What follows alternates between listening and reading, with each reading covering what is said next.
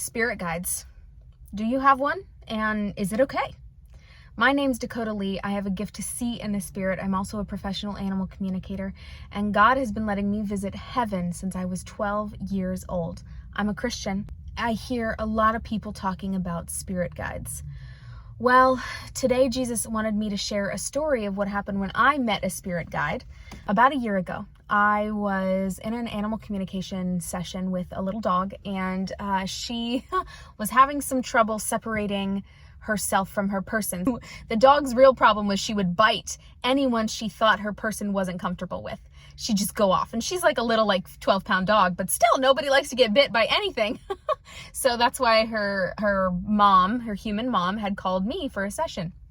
Now I think this woman was really into maybe the New Age movement, or at least open to it. And one thing that fascinates me about the New Age movement is how open-minded it is. And to a certain extent, I kind of admire that, but I think there's a problem with it too. And I'll tell you why.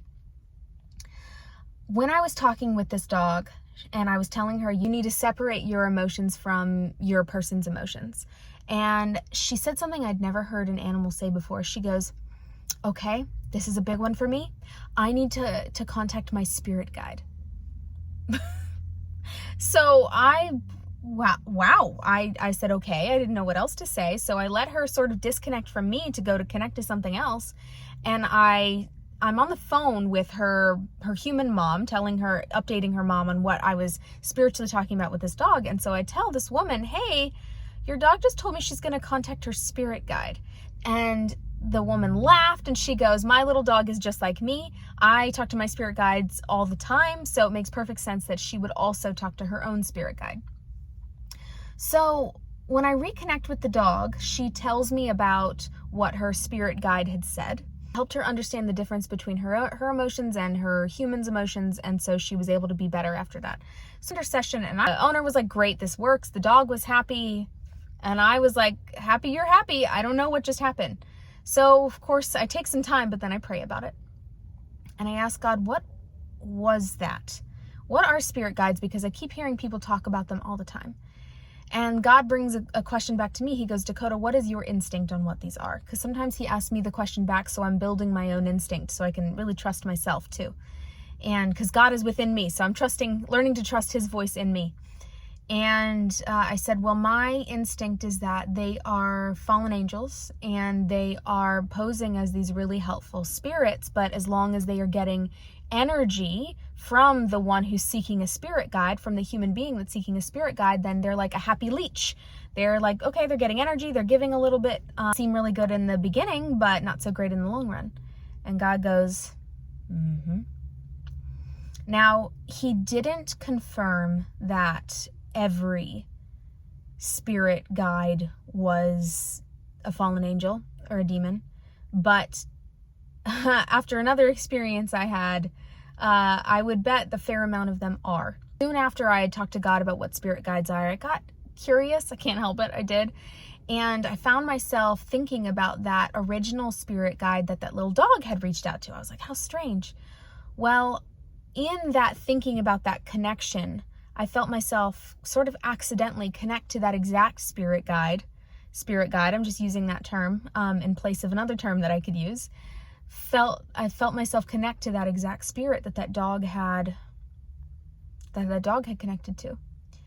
And when I saw it, because I get a lot of my spiritual insight visually, when I saw it, it was a large, purple plushie. It looked huge, purple, and could have been really cute if I wasn't so suspicious. Well, when I felt its presence, it turned around and looked at me and smiled. And I asked it the test, which I encouraged everyone to do when you're interacting with anything spiritually, or even if it's in this physical world, it's a great test. Did Jesus Christ come in the flesh? And at first it didn't answer, which was already enough for me to know this was not of God. It took another step towards me. I asked the question again.